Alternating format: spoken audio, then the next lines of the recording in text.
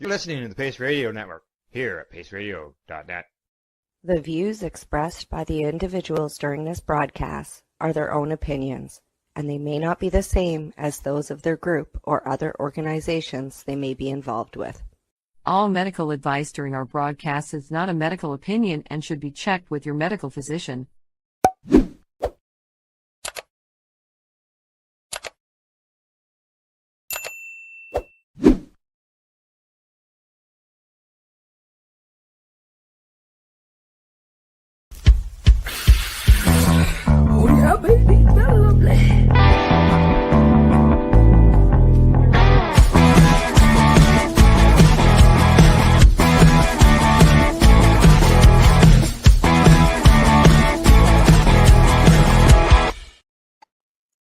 Good morning and welcome to Psychedelics and Cannabis Educational News for April the 9th.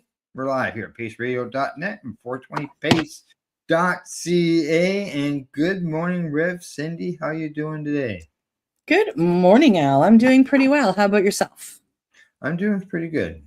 Doing not too bad myself, to tell you the truth. I see I'm dressed in a hoodie and you've got a tank top on, basically. Pretty nice down there on the east coast. Yeah, we're supposed to get up to like 10, 12 degrees today, sunshine, 10, 12 degrees, feeling like, 10, 12 degrees today. It's going to be a beautiful day here in Nova Scotia. Yeah. Actually, I was out just before we came live here, and yeah, it's a nice day here as well. Beautiful. Unfortunately, they are calling for rain later this afternoon, so at least it's not snow. we got that earlier this week. We had enough. We're done. It's over. Spring is here. It has sprung. It's here. It's springing. Yeah, we got flowers in the garden that are coming up. I have tulips coming up. It's beautiful. Well, that's probably the same thing. Yeah. Yeah. And then, of course, I head out to British Columbia tomorrow where they have all kinds of foliage already coming up. So I'm kind of excited about that. Yeah. Now, talking about British Columbia, this is your last show for the next 2 weeks because you're, like you said, you're heading to British Columbia. Yes. Yeah. So I'll be back 2 weeks from Monday on this show. And we have a show scheduled to pop up for the Mushy Moment on Tuesday. It's going to be one of the speaker series. I'm really excited about that.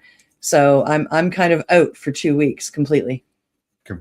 Just quieting down. Heading to school, doing my thing. That's right. Exactly. And then you come back all refreshed and ready to go. Sometimes being away can be exhausting. It can be, yeah. And especially with school. I have a week of school while I'm out there. I'm out there for 2 weeks, a few days leading up to it and a couple of days afterwards. But I am going out for education, and so when I get back, it will be, trying to just solidify that education in my brain and keep it, kind of the integration work that goes along with, being educated.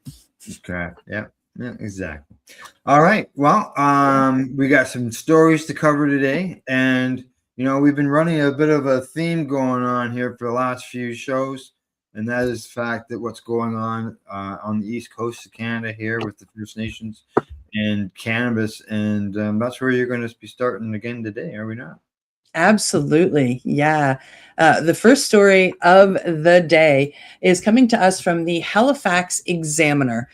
First Nations set up highway protests after the Nova Scotia RCMP raid Potlotech Cannabis Dispensary. Tensions are rising here in Nova Scotia after RCMP raid on a Mi'kmaq-owned cannabis dispensary sparked protests and highway blockades by First Nations communities. There were 3 blockades, by the way, and I drove by 2 on the day it happened. According to the Halifax Examiner, the RCMP carried out a raid on a dispensary in Potlotech First Nation, seizing cannabis products and enforcing provincial laws. But for many in the community, the issue isn't about cannabis, it's about sovereignty. In response, Indigenous groups set up protests, including highway demonstrations, calling attention to what they see as an ongoing overreach by provincial and federal authorities into Mi'kma'ki jurisdiction. One protester framed it plainly. This is about our right to govern ourselves on our own land. Leaders and community members argue that Indigenous nations were never properly consulted in the creation of Canada's cannabis framework, and that enforcing provincial laws on reserve lands ignores treaty rights and self-determination. The article situates the raid within a larger pattern, one where Indigenous-run cannabis operations across Canada continue to operate on a legal gray zone. While some communities have created their own regulatory systems, these are often not recognized by federal or provincial governments. For those on the ground, the protests are about more than a single store. They're about more than cannabis. They are part of a broader resistance, one that challenges who gets to control their lands, their laws, and their economic opportunity in a post-legalization Canada. And Al, like I said, I drove by the one that is pictured here at exit 10 on Highway 102 here in Nova Scotia. I drove by it. I got to see it. Had one lane of the 2 lanes blocked off going one way, and the other 2 lanes on the other side of the highway were open. I was on the open side going by it. And then at exit 12, there was another one on the opposite side of the highway doing one thing, slowing traffic, not stopping it. And I got out by that one going into the cannabis store, actually. And it was beautiful. Everybody driving by were honking their horns in support. It was bump, bump, bump, bump. It's not the big, heavy, long beep of being pissed off. People were waving out their car windows, giving power symbols. They were into it. The Indigenous people, the Indigenous people, the Mi'kma'ki people were there. Some of them in regalia, in their ribbon skirts and their ribbon shirts. The drums were there. The ladies were dancing. It was incredible to stand there and just be witness to these people standing up for the rights that they have here on Turtle Island. And they're willing to go with just their reserves instead of taking the whole Turtle Island, which they are deserving. So, and I do understand at the third protest, which was in Cape Breton here in Nova Scotia, 5 hours away from me, things got a little bit more hectic, which we'll talk about in another story. But, it's the same as what was going on in Ottawa in 2022. It was a few people doing a couple of crazy things, and it's been looked after by their own people. And, so it's what the Indigenous people, what the Mi'kma'ki people did here. They stood up for their rights. They stood up for their 1752 treaty, and they did it beautifully. I must say, when I was standing there in awe, I sent you a little video. Yeah, you sent me the video. People drumming and people dancing and people just being there. And they weren't mad. They weren't yelling. They weren't swearing. They were celebrating together their treaty rights. And they slowed traffic down. They slowed traffic. They didn't stop traffic. Like you said, there was a lane that was open where people could still get by. Yep. And I had the choice when I went there to a dispensary. So I had the choice to, I could have gone up to the next exit and gone out, but I went down and I drove past them at exit 12. And just so you know, RCMP were there. They were just sitting there with their lights going and had some cones set up so nobody would come up along on that lane too fast, protecting the Indigenous. So I just wanted to throw out something good that the RCMP did. But I got to tell you, it was heart pounding buying Indigenous weed in front of the RCMP. It was quite exhilarating. What they did is it really, as far as the RCMP protecting the protesters, it's similar in the past when it comes to 420s. When I was going to Niagara 420, that's what the police did. They would get out and protect our lane. We still let some people, on one side go by, and we walk down the road. Yep. Yeah. Yep. And that's the way it should be. Protesting is something that should be allowed. And on the highways, like I said, I was there, I saw it, I drove through it. They did not stop the traffic on the highways up in Cape Breton, as we will talk about later. They did do some blockade, but that was of their own treaty land and their own road leading in and out of their reserve. It wasn't on a highway, and it wasn't, in the middle of everything. Yeah. All right. Time for us to move on to the next story of the day. This one is coming to us from StratCan, and the headline on it says Canadian provinces project more than $800 million in federal cannabis tax transfers for 26-27. Now, most provinces and territories have shared their budgets for the 26-27 fiscal years, including their most recent figures and estimates for revenue from cannabis sales and their 75% share of the federal government's cannabis excise tax rate of $1 per gram. Now, while expected, revenues are not increasing at rates seen in the first few years of legalization. Projections remain robust, with provinces estimating more than $800 million in transfer payments from Ottawa for the 26-27 fiscal year.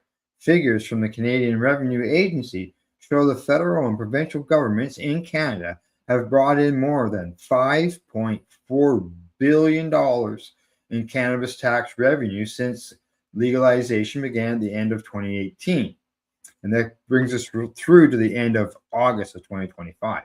While Ottawa kept about $1.2 billion of that revenue, the provinces collected the other nearly $4.2 billion. Now, here's a bit of a breakdown of some of the provinces' projections. Now, in Alberta, they project cannabis tax revenue to be $229 million in 26-27, and to increase to $236 million by 2028-29, driven by population growth. This includes not only the province's share of the federal excise tax, but also additional provincial rates. Alberta also has the second highest duty rate for cannabis in Canada at almost 17%, along with other markups. The province has been lowering these fees, including a recent 2% tax. Now, in Saskatchewan, their 26-27 budget does not explicitly list a single line item for federal cannabis excise revenue, although this is part of an estimated $3.4 billion from other source revenue, is what they put it in quotes. Now, Canada Revenue Agency's figures show that the Saskatchewan government collecting $153 million in its share of federal excise tax from October 2018 through to the end of August 2025.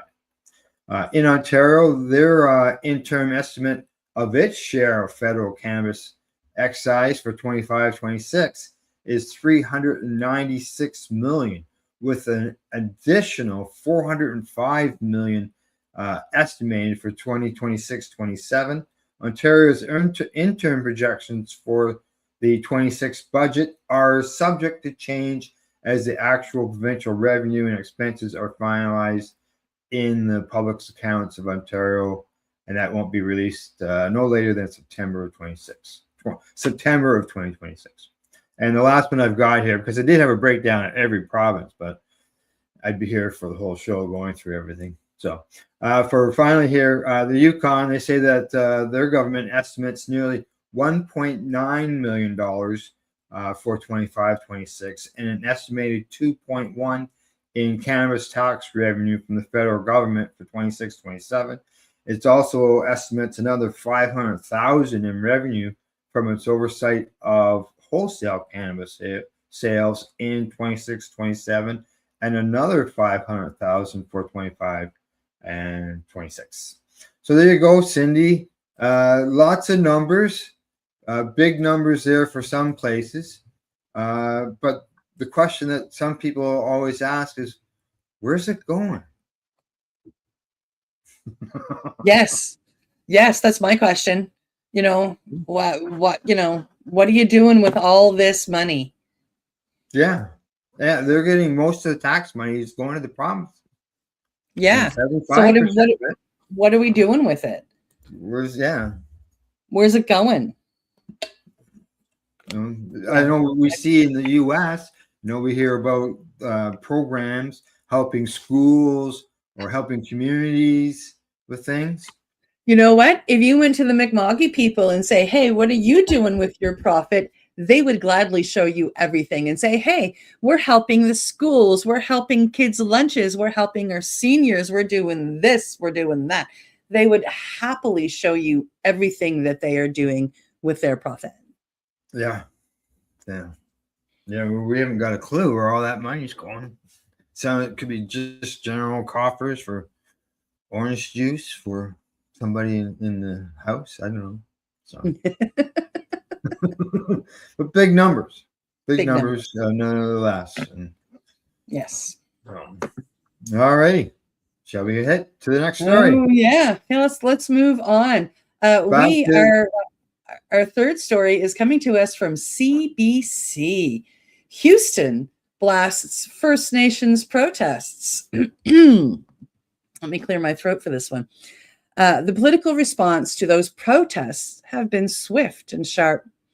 Tim Houston, who is the Premier of Nova Scotia, is openly criticizing the highway demonstrations organized by the Mi'kma'ki in response to the recent cannabis raids. According to CBC News, Houston described the protests as disruptive and unacceptable, particularly when they impact public infrastructure like highways. He emphasized that laws must be enforced consistently across the province, regardless of location. Just so you know, Mr. Houston, they weren't that disruptive. I drove through two of them. But the stance has drawn criticism from Indigenous leaders and supporters who say the Premier's comments overlook the deeper issue at play, namely Indigenous rights and jurisdiction. From their perspective, these protests are not acts of defiance for the sake of disruption, but necessary actions to assert sovereignty and bring attention to ongoing injustices. As one voice in the discussion put it, enforcement without recognition of Indigenous governance misses the point entirely.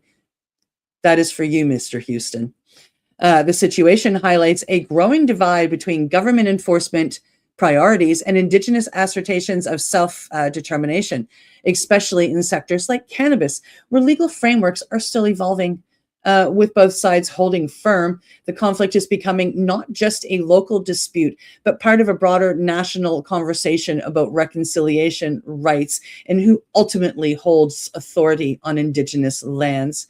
This is something that is coming hard and fast, Al, as we have discussed.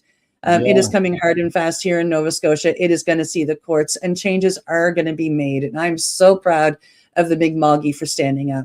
And just so I can put it out there and give a full story, Tim Houston is replying to the few individuals up at Low Tech that decided that once, they put up a barricade and the officers had to walk out, had to walk away from their vehicles. And there were a few people that destroyed a couple of the RCMP vehicles by smashing out windows and urinating in them. The Mi'kma'ki are standing up. The First Nations are standing up. They're finding out who those people are, and they're going to make sure that, they do pay for what they did, because what they did is making everybody look bad. But they are a few people, the same as in any race. You have those few people that are going to do dumb things like that. Whether it's snowmobiling, ATVing, or whatever, there's always going to be an element there that can make it hard for the others who are trying to do it peacefully or trying to do something respectfully. And unfortunately, it sounds like the Premier has taken the one location and painted a brush for all the First Nations. It was the very broad brush. When all this first happened as well, there were reports that were coming out. And this was from the First Nation side, again, painting a big brush. And they were sharing pictures saying that we're being invaded. And they were sharing pictures of the RCMP officers walking off the land. Of course, when they left their vehicles there, they took all of their weapons and all of the ammunition and the computers, and they took everything with them to not leave anything harmful there. And pictures were taken of this saying that's how they showed up on the land. which is, again, a completely wrong thing that didn't happen. They just weren't going to leave assault rifles and bullets and ammo in their vehicles. No. Right. Yeah, exactly. So, yeah. Okay. Well, I'm sure while you're away on your training, there'll be more stories that will be out that will come up about that, and I'm sure. I'll make sure that I keep following that for you. So. Excellent. All righty. From there, we're going to move on to our next story, and this one is coming to us from greenstate.com. Headline says, I've got something mixed up here. Here we go. I got to straighten it out. Headline says 5 years, 74 patients. Ireland moves forward with review of its failing medical cannabis program.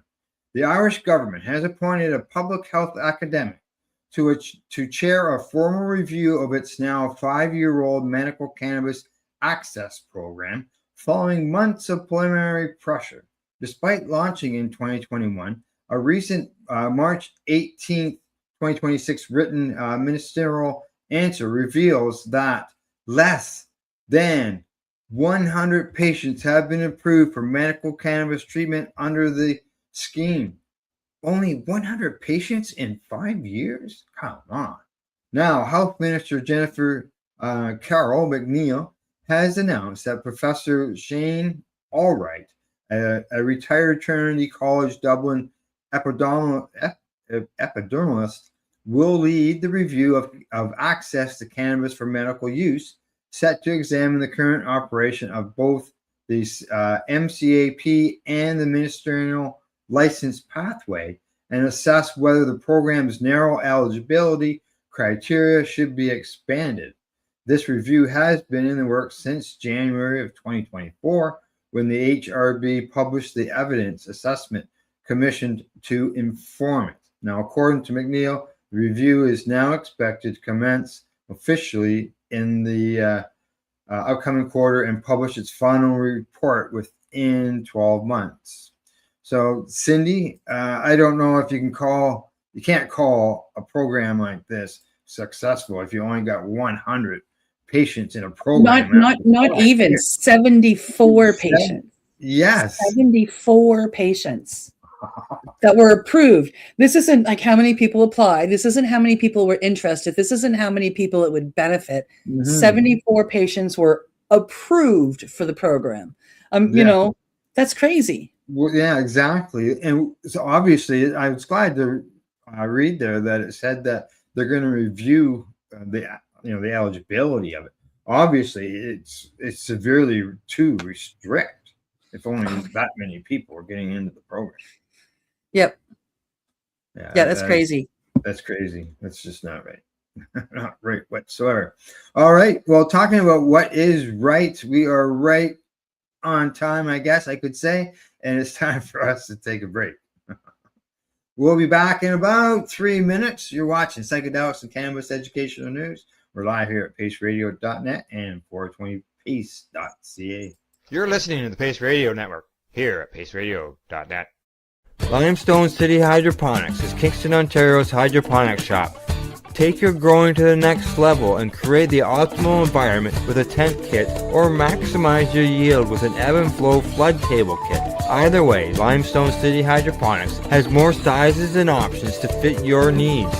Are you looking for the power of the sun that adapts to your budget? Then look no further, as they have professional grow lighting. They have indoor grow systems that are easy and cost effective, with many options to fit your living space and lifestyle. Cultivate your growing potential. We have everything you need to succeed. And if you can't make it to the store, they offer local delivery to the greater Kingston area. Remember, when you're looking for experts to help you grow, then look no further than the locally owned Limestone City Hydroponics, 105 Sunderland Drive in Kingston, Ontario. Call them at 613-548-0420. Are you looking to get your medical cannabis grow license? Limestone City Hydroponics can help patients through the process of obtaining their license to grow medical cannabis. What's that? You don't have a doctor. If you meet the medical criteria, Limestone City Hydroponics has a nurse practitioner who can assess and provide medical cannabis prescriptions. What are you waiting for? Contact Limestone City Hydroponics at limestonecityhydroponics.ca or call them at 613-548-0420. What do you find at paceradio.net? People advocating cannabis education. Enjoy the buzz of legalization with Campbellford Lifestyle Shop. From lights to plant nutrients, books, consumption accessories, and more, we've got all your basics to grow or consume cannabis. Visit our info center or take a look at our piercing services and body jewelry, now available in-store through Campbellford Lifestyle Shop, 17 Bridge Street West, Campbellford. Rerolled Saturdays. Check it out. Nothing but non-stop cannabis and psychedelic programming. Find it at 420pace.ca.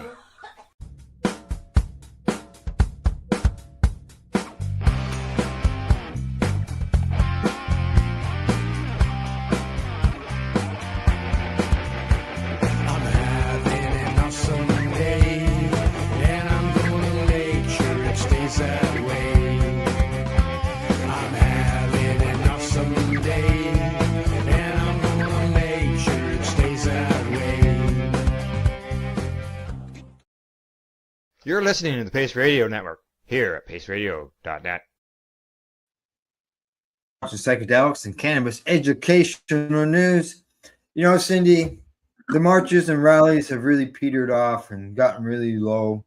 But I think our next story is a story that would be one that should say that we got to keep doing what we've been doing. It's been successful. Yeah.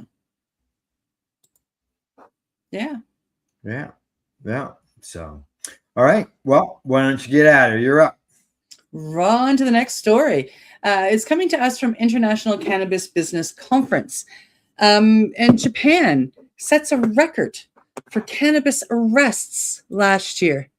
While cannabis policy continues to liberalize in many parts of the world, Japan is moving in the opposite direction.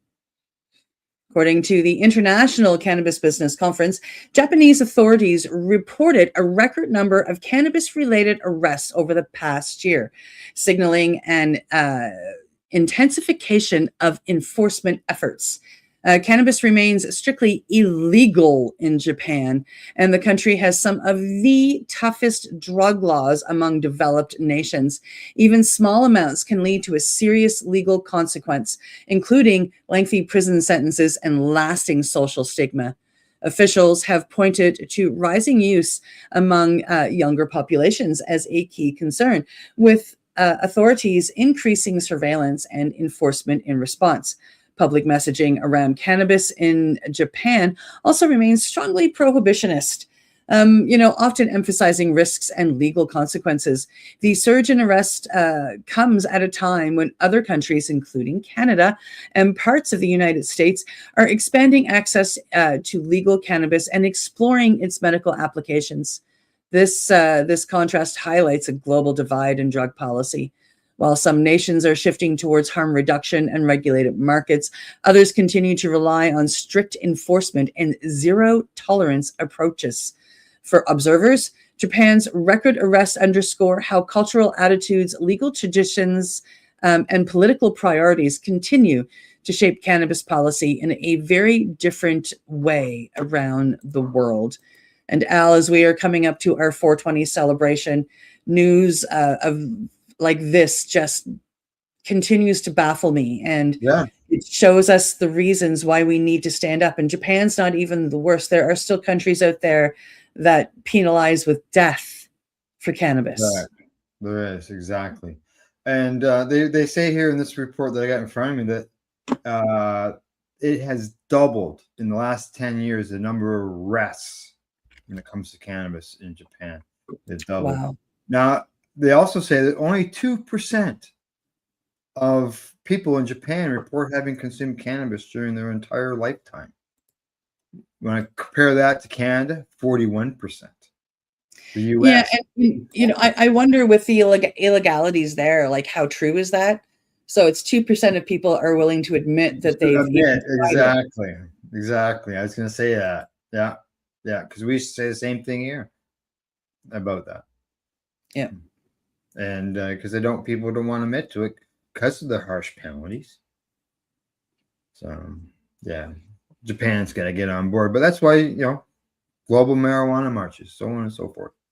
Yep. People are still suffering, and as you mentioned, people are still getting hung. Yeah. So, all righty. From that story, we're going to move on to the next one. It's a bit of an update. As everybody knows, the U.S. is in the process somewhere along the line of rescheduling of cannabis. So this is a bit of an update going on there. And this one is coming to us from greenstate.com. A headline says, White House says cannabis rescheduling on track despite Bondi firing. Cannabis rescheduling has remained in limbo since President Donald Trump directed the Department of Justice to complete the process. The ousting of the Attorney General Pam Bondi this week raises further questions about whether cannabis reform is still on track. A White House press office representative told Green State the administration continues to implement the president's executive order on cannabis rescheduling. The spokesperson referred Green State to the Department of Justice for specifics. The DOJ representative did not immediately respond to a request for comment. Now, Trent Wolovic, Chief Strategy Officer for multi-state operator Jushi Holdings, told MJ Biz Daily that he is optimistic about Blanche, saying the Deputy Attorney General has played an active role in the rescheduling process. Now, at this point, it is still unclear whether or if cannabis will officially move to Schedule 3. More than 3 months have passed since Trump's executive order, and with the conflict in the Middle East and other global issues on the administration's agenda, cannabis may take time to rise to the top. So this is not, oops, sorry, there we go, bring Cindy in. This is not going to end anytime soon, Cindy. No. It's watching what's going on globally becomes very scary. Yes, yeah. I was talking with a fellow the other day, and we had a report, I think last week, that was saying that they didn't have a judge yet because the judge had retired and they haven't replaced the judge. Okay, well, I have a source that has told me that they have finally got a judge to get the process started, but yet it hasn't started yet. But there has been a judge picked, so see what happens. Keep an eye out for that. When we see it in the news, we'll let everybody know. Absolutely. Alrighty. On to our next story, which is I'm not going to lie, I'm emotional even just thinking about sharing this story. Al sent this to me, and I want to give props to Al for sending this to me and letting me be the one to read it. Yeah. So our next story is coming up, and it is coming to us from the CBC. Psychedelic treatment access remains limited in Canada despite growing demand. This next story is a difficult one, difficult for me to think about, difficult for me to read. And it's one that's resonating deeply with families, patients, and advocates across this country. CBC's White Coat shares the story of Pete. Pete is a Nova Scotia man living with a terminal lung disease who spent, the last bit of his life searching not necessarily for a cure, but for peace. As his illness has progressed, Pete was struggling, not just physically, but emotionally. Like many facing end of life, he was dealing with intense anxiety, fear, and the weight of knowing his time was limited. His family says he was looking for something that could help him process that reality, something that could help ease his suffering in a meaningful way. That something the whole family believed was psilocybin-assisted therapy. Backed by a growing body of research, psilocybin has shown the ability to significantly reduce end-of-life distress, sometimes in just 1 or 2 guided sessions. Pete's family including his son, by the way, who is a physician, an MD, supported this path. His son understood both the science and the need, and stood beside his father in trying to access this treatment. But accessing this treatment in Canada meant going through Health Canada's Special Access Program, the SAP program, a system that can be slow, it can be uncertain and difficult to navigate. But they applied and they waited. Months passed, and then more months. The process stretched on for over a year, according to his family. Pete waited and waited, holding on to hope that approval would come, that he would be given the chance to experience some relief before he met his end. But that approval never arrived. What did come, however, was something else. During the same period as they were waiting and getting his denial, Pete decided to take a look at medical assistance in dying, the MAID program here in Canada. And Pete was approved for that in 3 weeks. In 3 weeks. In fact, it came with a time. He could go anytime. I mean, up to him. Yeah, sure, no problem. We'll help you. He got the approval in 3 weeks. And that's where the heartbreak of this story sits. He was denied special access to psilocybin and granted permission to use the MAID program. This blows me away. As his family sees it, Pete was approved to die while still waiting for permission to try something that might have helped him face his final days with less fear. One of his family members reflects that the reality with painful clarity, that he was allowed to die, but not given access to a therapy that could have eased his suffering and his final days. From them, the contraindication is impossible to ignore. Advocates say Pete's story highlights a growing disconnect between science, policy, and compassion. While regulators emphasize the need for caution, oversight, and further research, families like Pete's are asking a more immediate question. What about the people who don't have time to wait? Because this isn't theoretical. This is about real people in real pain at the end of their lives, navigating systems that move slower than, as my mother would say, molasses going up a hill on an ice cold day. Pete's story doesn't just raise policy questions. It leaves something heavier behind.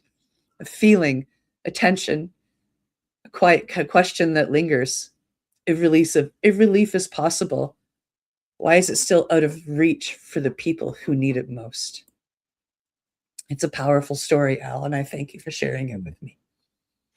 Norm, yes, it is a powerful story. And despite his denial of access to psilocybin, he still went ahead with it.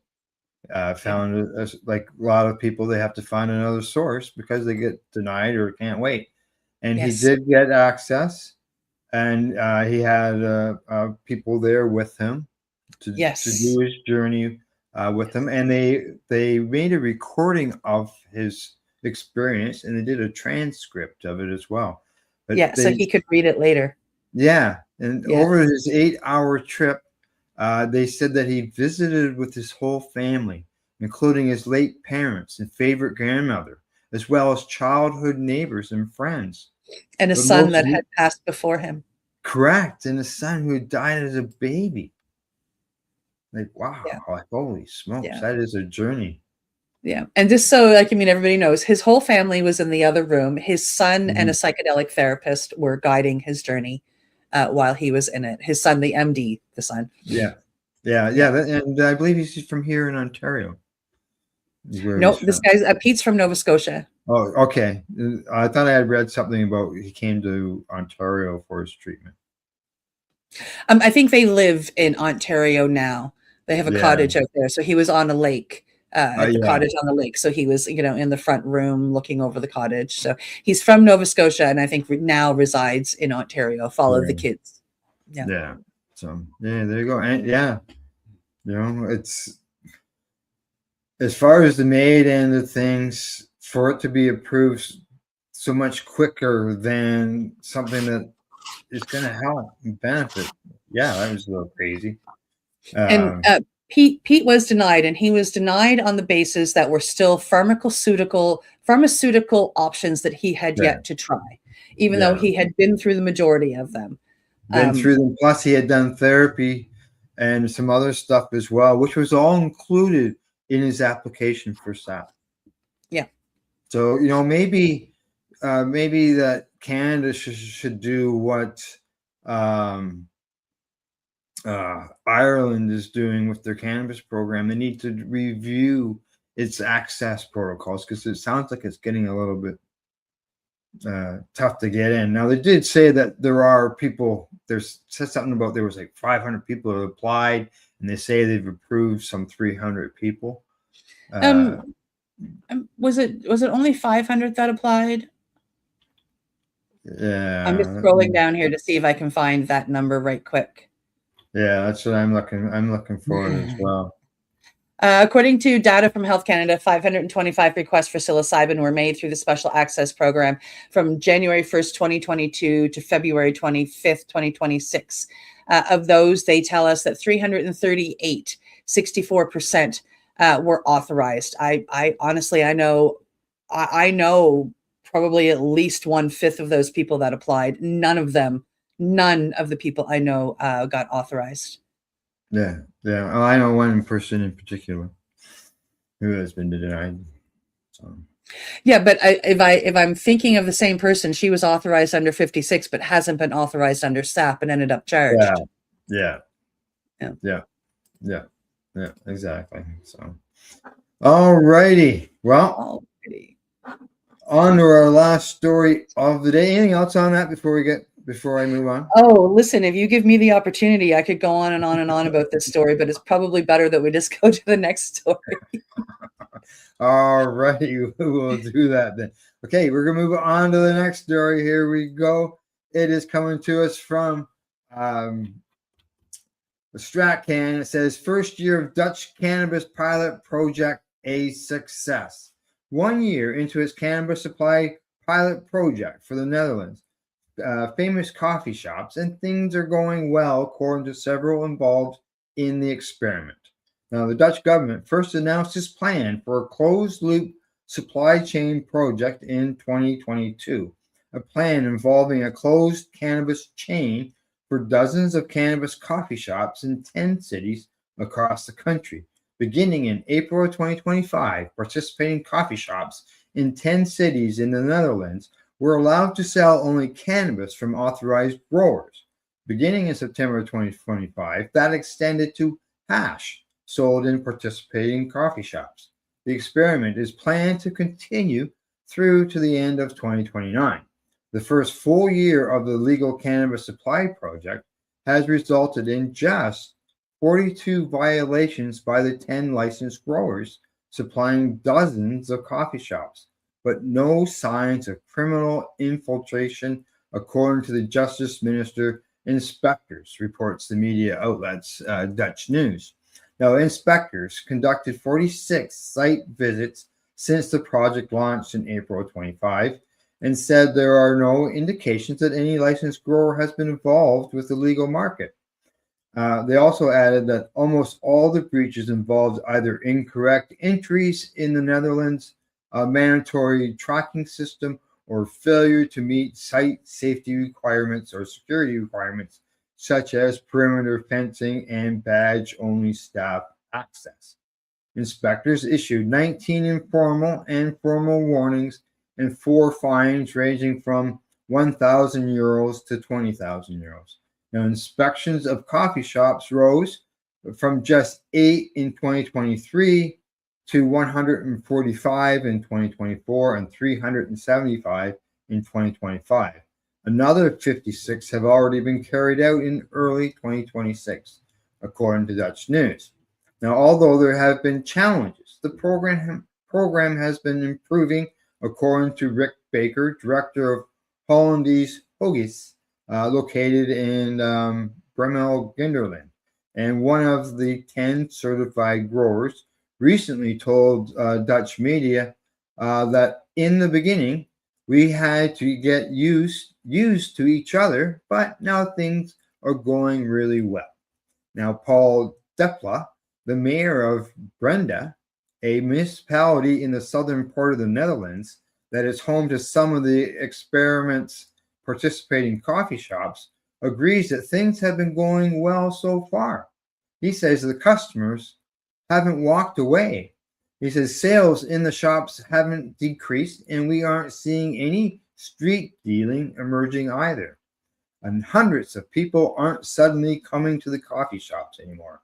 He added in reference to concerns that the experiment could increase cannabis use. Now, legalization changes something at the back door, not at the front door, he says. Now, although the end result of the experiment is not known yet, researcher Nicole Malast, who specializes in the cannabis sector, says that she can't see the country being able to force the industry and consumers to go back to sourcing products only from the illicit market. In other words, Cindy, she's saying that the can is open, the worms are out. This has got to stay, and can't put the genie back in the bottle. That's right. As they're saying. So, that's right. And, yeah, I got to agree with her. Now that they've gotten to this far, and the experiment to 2029, like what? And it's because it's only in certain towns. Like, yeah, they've got certain coffee shops involved in the experiment. Yeah. It's kind of cool. I it seems to be none of them seem to be in Amsterdam. They seem to be spread out throughout the Netherlands. Mm. Yeah. I know part of there was some stuff that was put in controls because they were complaining about the tourists. Too many tourists. There's a lot of tourists in Amsterdam. Like, holy cannoli. Most places want tourists, right? They say no. Yeah, no, it's there's a lot of tourists. It's definitely an area where people want to go visit. And it's because, they're just so tolerant of everything, and everything is legal there. Even if it's not legal, everything is tolerated. So people are able to, experience a lot. Definitely an interesting area. Yes. Yep. Yes, it is. All right. Anything else before we say goodbye? Yes, I do. Seeing as you asked, I will be, if I can make it, I will be late if I'm not delayed in my return to Nova Scotia. So I may be there and I may not. But whether I'm there or not, on April 24th, please join the Nova Scotia Psychedelics Society with our April social and potluck. We are focusing on psychedelics and safe touch. Now, this will be held on, like I said, April 24th from 7 to 10 p.m. It's going to be held at the Shambhala Center at 1084 Tower Road. This is the gentleman that we have invited in to speak, and he's going to come in and speak for an hour or so, and then there will be a question and answer period and a mingling period afterwards. This is Rich Toy, and Rich is a psychotherapist and a psychedelic educator with over 13 years of experience supporting preparation and integration of transpersonal experiences, psychedelic experiences, through a somatic, relational, and harm reduction lens. He teaches psilocybin and MDMA-assisted psychotherapy at Theracell, and he guest lectures internationally while also facilitating, training in psychedelic space holding. I'm really, really, really excited for this particular talk with the Nova Scotia Psychedelic Society. So again, if you are free on April 24th at 7 p.m., come on down to the Shambhala Center. Bring a little bite to eat, to share, and we will have a beautiful potluck and a wonderful social. And yes, I am getting somebody to record it. Hopefully it'll be out on Zoom, and we will be sharing a link. And then I will be able to grab that recording and we can share it here on the station for everybody else. Good. Super. Look forward to that. And it sounds like a great speaker as well. Yeah, it should be a great chat. Yeah, I agree. Alrighty. That's it. That's it. That's it. That's it for today. We hope you found it informative and educational.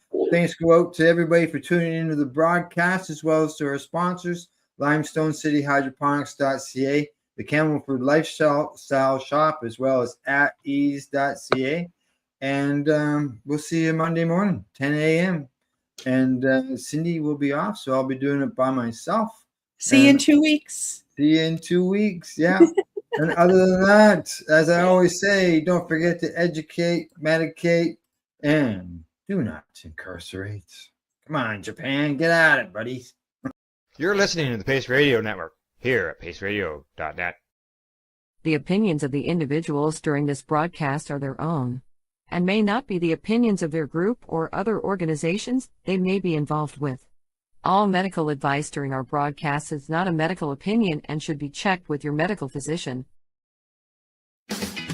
Enjoy the buzz of legalization with Campbellford Lifestyle Shop. From lights to plant nutrients, books, consumption accessories, and more, we've got all your basics to grow or consume cannabis. Visit our info center or take a look at our piercing services and body jewelry, now available in-store through Campbellford Lifestyle Shop, 17 Bridge Street West, Campbellford.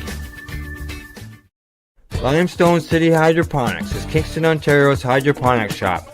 Take your growing to the next level and create the optimal environment with a tent kit, or maximize your yield with an ebb and flow flood table kit. Either way, Limestone City Hydroponics has more sizes and options to fit your needs. Are you looking for the power of the sun that adapts to your budget? Then look no further, as they have professional grow lighting. They have indoor grow systems that are easy and cost effective, with many options to fit your living space and lifestyle.